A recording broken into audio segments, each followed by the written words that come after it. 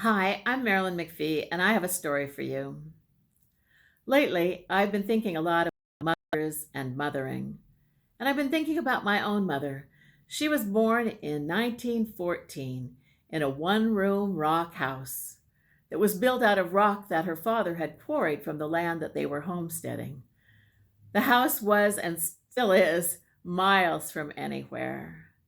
My grandfather's job took him away from the house for weeks at a time, and my grandmother Amanda was left there with her children, a son, 3, a daughter, 2, and my mother, a baby.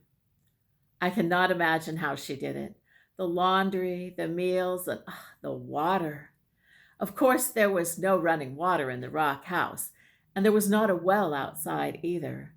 So when my grandmother needed water, she had to hitch the horse to the wagon, load up the empty water barrels and the children, and set off to get the water. It took hours.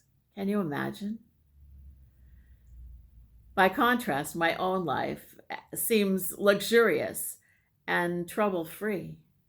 But every mother has challenges, and this is one of mine. I call it cough medicine 3 a.m. Every mother of small children hopes that the hour of 3 a.m. will come and go and no one will even notice because everyone in the household will be fast asleep. And I was fast asleep when I realized that there was someone standing in the doorway of the bedroom. And I heard a plaintive voice call out, "Mommy, I can't sleep. I'm coughing." Well, of course, I was hoping it was just a dream, but I gradually realized that it was all too real. It was my daughter, Elizabeth, age 5. "Mommy." I struggled to open one eye.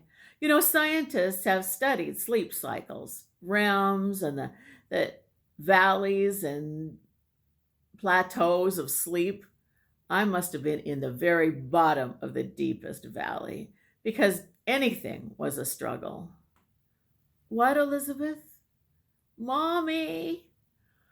I began to realize that I was going to have to fix things. I was the adult after all. A 5-year-old can't be responsible for her own medication. It did occur to me to nudge my husband and say, "Your turn."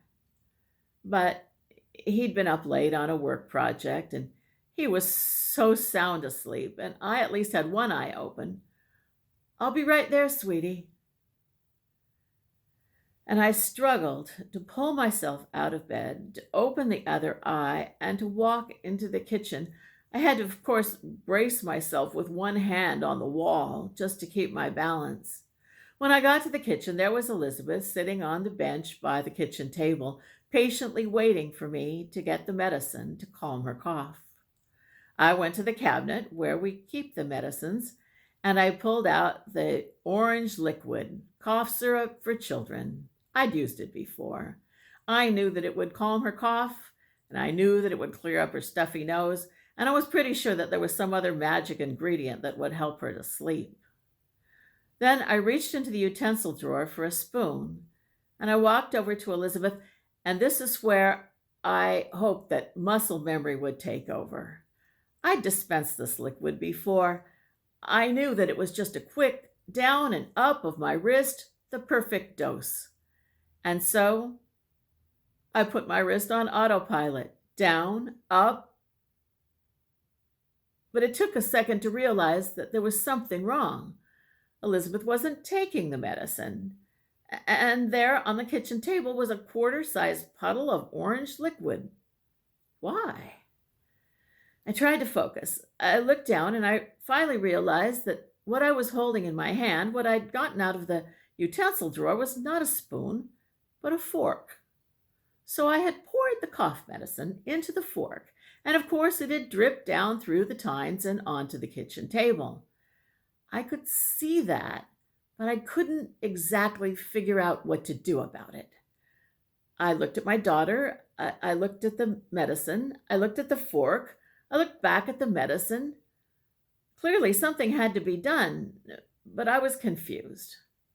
For her part, my daughter looked at me and then down at the medicine and then back up at me. And then she leaned over, licked the medicine off the table, and went back to bed. And I stumbled back to bed too, feeling very grateful that my child at age 5 had been able to figure out better than her mother, who was an actual adult, exactly what the problem was and how she could make it all better. Cough medicine, 3 a.m.